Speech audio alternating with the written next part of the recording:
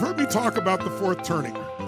And I was lucky enough back in 1993, 94, I had the privilege of working with the President of the United States, Bill Clinton.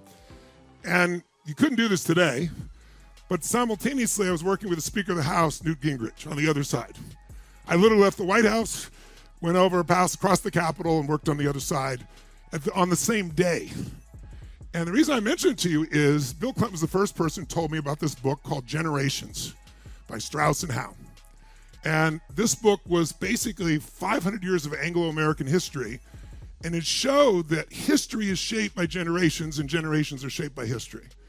It was a fascinating book, and it talked about, the book was written in 1991, that in 2020 there'll be this crisis that we'll be facing, and it was predicted because of how generations raise the next generation, how we then interpret history. You can have events, but they're interpreted differently by a different model of the world.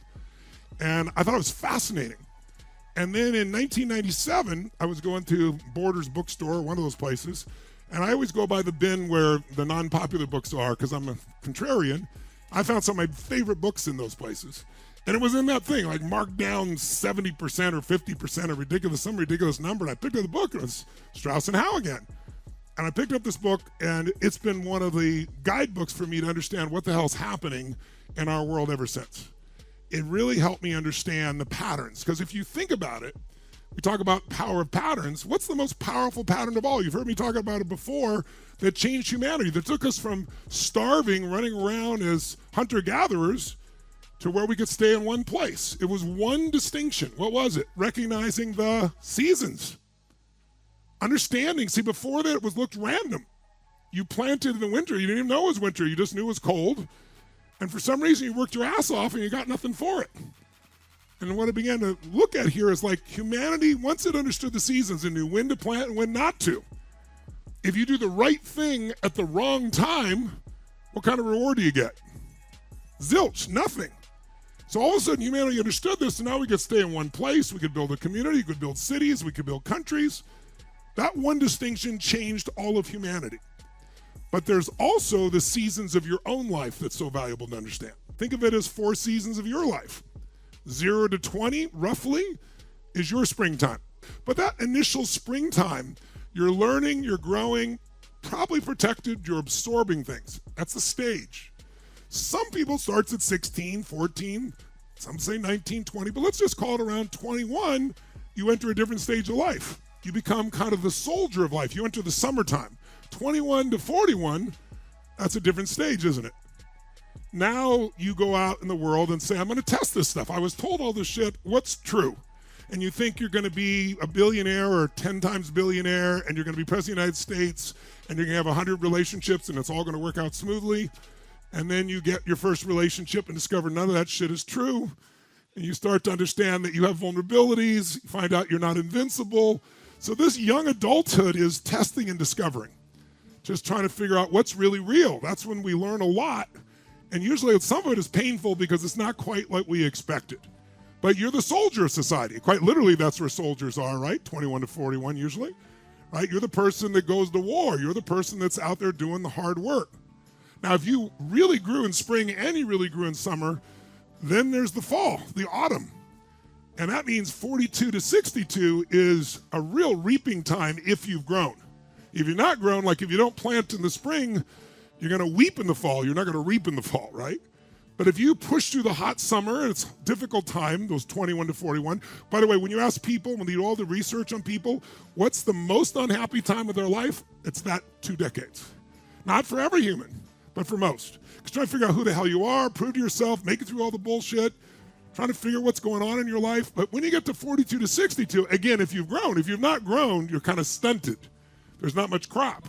But now you're really in your midlife power, and you get to start to have a harvest time.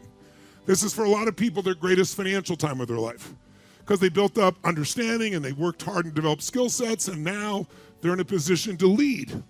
They might start running an organization. They start to really grow, to expand. And then 63 to 83, you could think of as winter, and 83 to 120 is the oldest living humans. If you're fortunate enough, maybe you'll have an extended winter. But in this stage, you really end up being a leader who's really there to mentor. That's really the position you're in. It's like what I love most now. It's like the example I give you of playing a video game against a child. You know the child's always going to win. And it's not because they're faster and smarter. It's because they played this game a million times.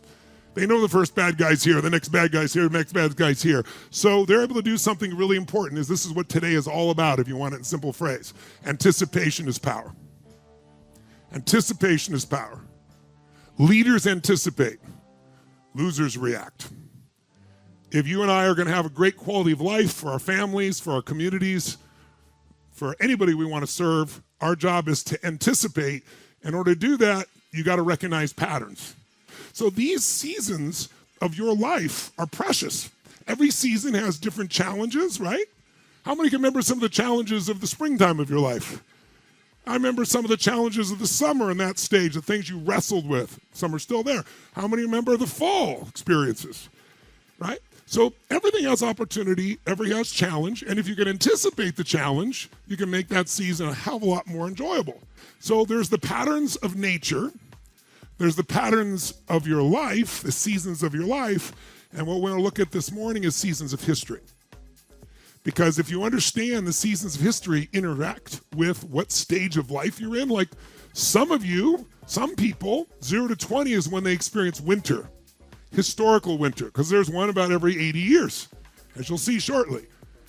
And so some people enter winter in midlife. Some people do it at their power stage. Some people towards the end of life. If you have a full life, you're going to experience all 4 seasons. But all of us in our first 2 seasons of life, meaning your spring, 0 to 20, your 21 to 42, are going to either experience an awakening, an internal turmoil within the country around values, like you saw in the 60s and 70s, or you're going to experience a crisis, right? Because that's the cycle. Everyone experiences them. But depending upon when your generation experiences that shapes the way you look at life, the way you interact, and what you do. But it might be nice to anticipate where that is. So there are these seasons. I just want to give you the big picture. So we got to think of the seasons of nature, the seasons of your life, and the seasons of history. And if you understand them, you start to be able to predict.